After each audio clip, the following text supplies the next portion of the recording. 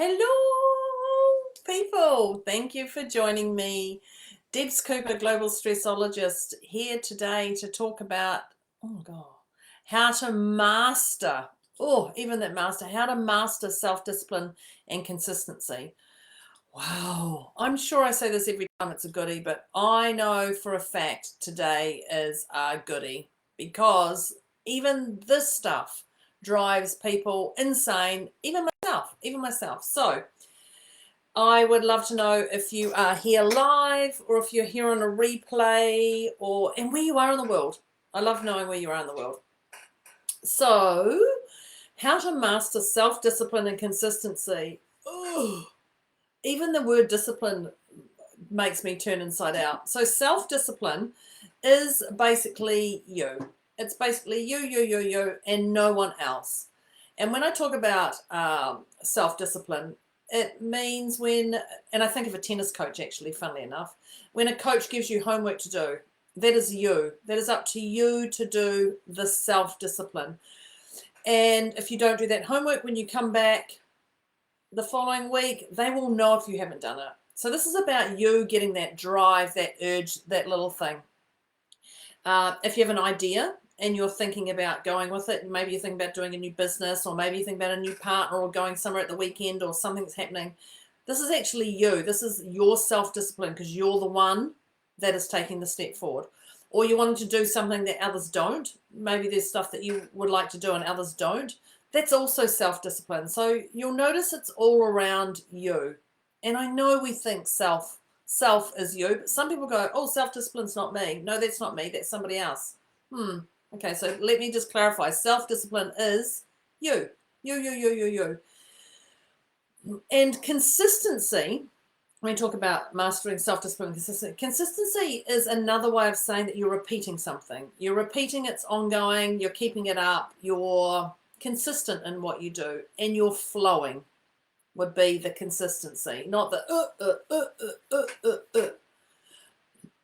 For me, the importance of doing self-discipline is actually about an image I have. And I'm going to say for me, it's about fulfilling. And it's an image that I have to be fulfilled as much as I can in a day. So if I'm doing something, it must fulfill me. And so the importance of doing self-discipline and consistency is to be fulfilled in what you would love to do. And it also means you've achieved something, or you've said you'll do it and you can do it, or there's satisfaction looking around. At the moment, we've moved properties, moved houses, and we've got a long list. Well, actually, I've got a long list because I'm a list giver, and I'd rather have the list on my phone than in my head. So I'm a big firm believer of that. So on my list, we have a whole lot of things. Knowing that I can look around my home or my office and see the things ticked off there is fulfilling in me, whether I did it or someone else, but it got done. So for me, it's about that and that satisfaction of going, oh, I've done that today, or this is done, or this is done, or this is done. So when we talk about how to master the self-discipline, the key, there's a few tips I'm going to give you clearly. I'm going to give you a few tips. So one of them is the importance of it. And when I talk about the importance, it's important. It's wise to look at the importance to you or someone else. Because if it's important to someone else, there's a different brain capacity that you're going to do. And you're going to put different energy in. But if it's you, if it's important to you, you have another drive to do that. And it's another different level of energy. So just be aware of the importance, if it's your importance or someone else's. And I often talk about the Pac-Man. And the Pac-Man is this thing that comes in and just chews away, and we hear all this brain noise, brain chatter, whatever you want to call it. The Pac-Man comes in and just bites us and then carries on, and you're like, oh. So be aware of that Pac-Man if it's yours or someone else's importance. Now, I know I referenced on my phone, I referenced a little bit about, I just said then about brain dumping. I'm a firm believer on brain dumping. So all I'm doing is I'm constantly taking things out of my head, I did say that, Kate, out of my head, and I'm putting them into my notes on my phone. And the reason for that is I can go back to them at any time. Anytime, day or night, when I have an idea, I'll put it into the notes on my phone, and I'll constantly be refreshing my notes and going over my notes. So I'm a firm believer of brain dumping. So brain dump, whatever you want to call it, get it out of there, remove all those weeds that are things.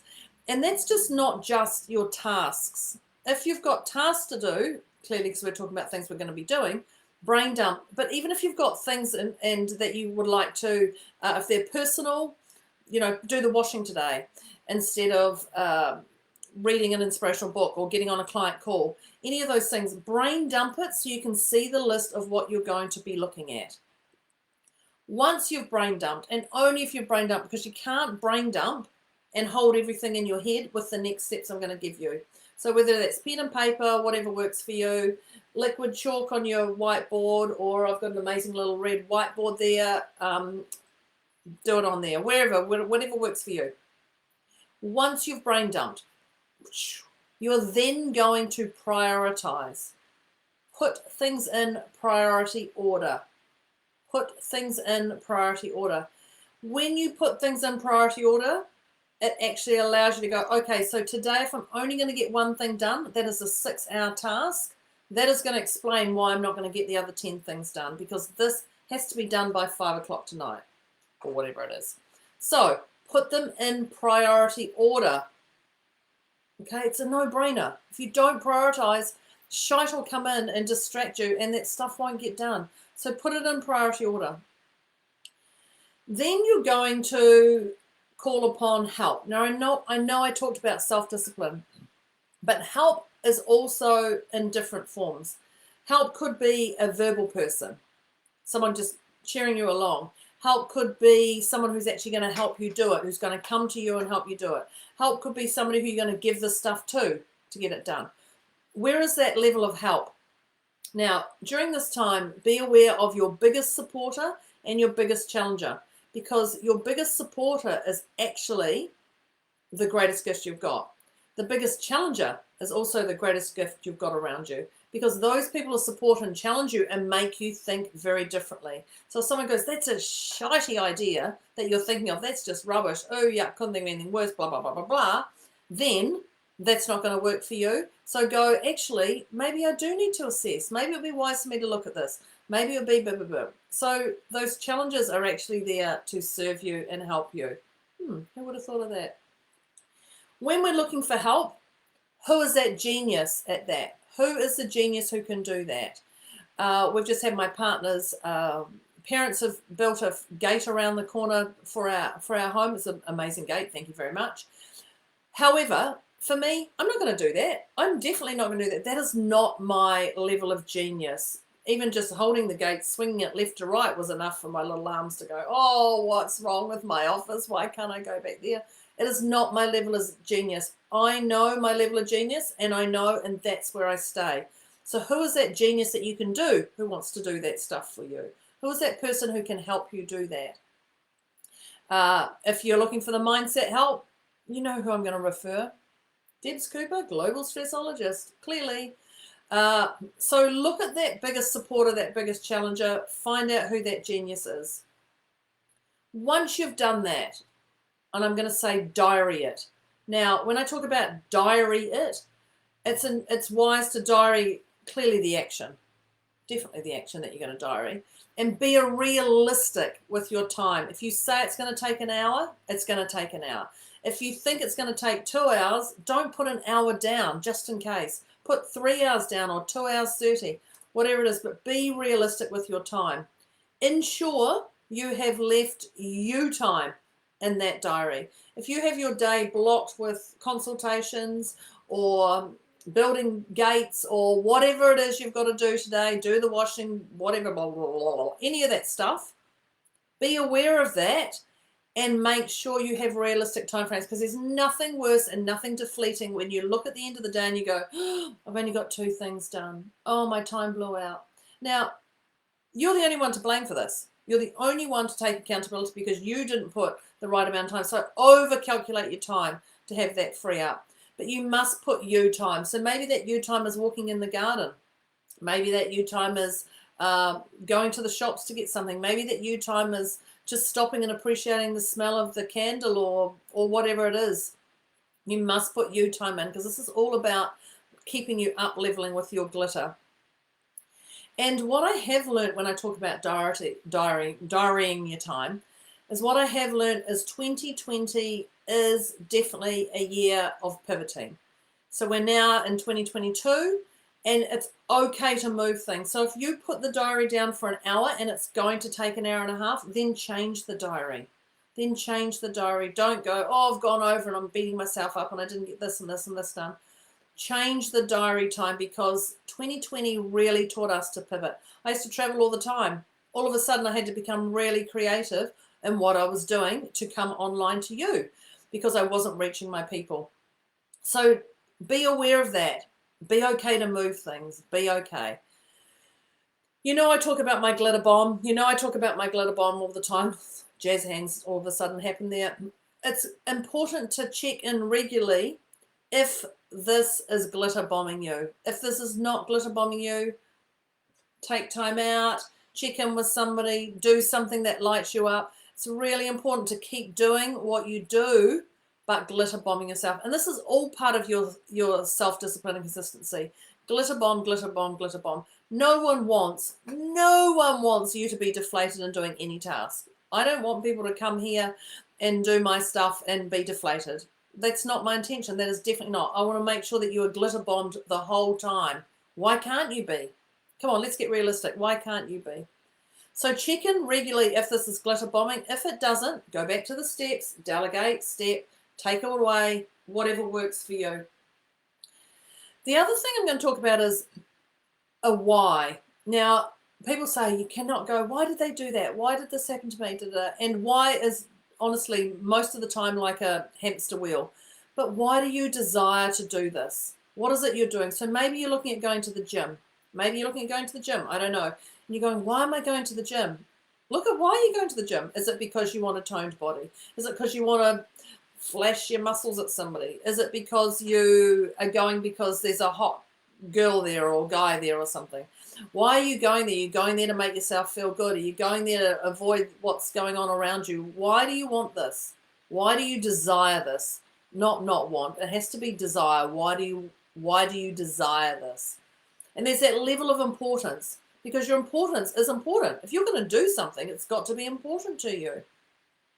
Now, there's a little thing you can do, a little tip you can do if you're struggling with the level of importance. If you're going, oh, this is really important to me, but I just don't know 100% if it's important. What you can do is you can get your pen and paper and you can go, what is the value? You're going to write this down. What is the value of doing this task to the world?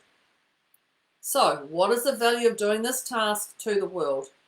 And you're going to start writing down what value you're giving the world of doing this task. And then the next thing you're going to do is you're going to ask yourself, what is the value of doing this task to yourself? To yourself. Why are you doing this task to yourself? What is the value of you doing it?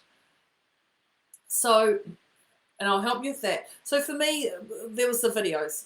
This video right here, right now. So when I decided to pivot, and that was clearly my word of the year, that seems to be for the last couple of years, I made a decision. I went, yes, I'm going to do this. Then I asked myself, what does it look like? What does it look like? It just means showing up. Here I am. What does it look like? So it looks like this. This is it. That's it. What is my intention? My intention is to share my wisdom, obviously, provide some free advice to people, and move people from stuck to unstuck would be the other way. And to make people think differently, and to show people that you can do anything. Show people that anything can do anything.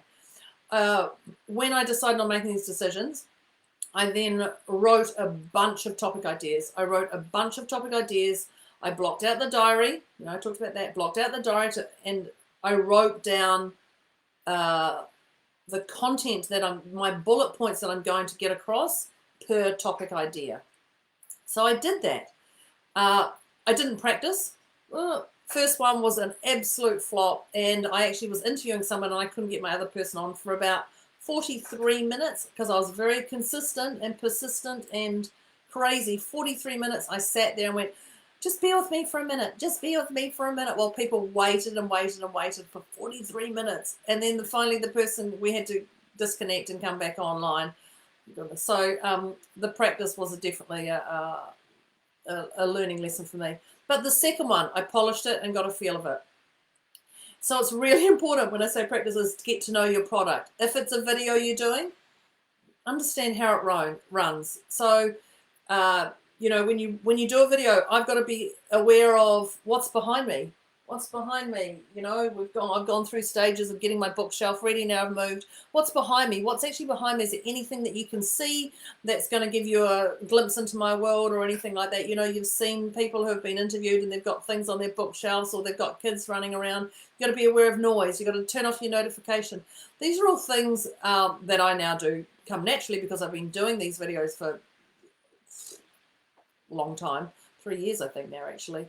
But so that was it for me. So I had a desire to share my knowledge with the world, and that's what I did. I made that decision, and then I started strategizing.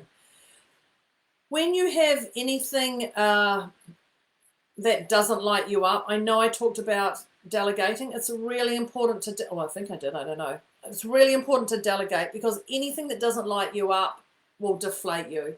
So maybe it's a conversation with a friend about starting a business. You know, what do I need to do? Find that genius who you can delegate it to. Be aware also that you are the genius in what you do, but the back end of building a business can be overwhelming. Find the right accountant, find the right mentor, find the right person, and get moving. Clearly, it's the very last tip is get moving. Clearly that. But if it doesn't light you up, please delegate it because there's nothing worse than doing something that's uninspiring. It just takes your whole energy away and it's really icky. So they're my top tips on how to master self-discipline and consistency. I would love to know what you enjoyed about today. If there's anything that feels a little bit like, oh, that's a great one, or I would like to know more about that, then please message me. But if you love today's video, the next step is to share it. Share it with someone you love, share it with someone who you don't love, share it with anyone around that you think would find value in learning from what we have talked about today. So that is Debz Cooper signing off on how to master self-discipline and consistency. Thank you for coming to join me today. Have an amazing day and I will see you next time. Thank you. Bye.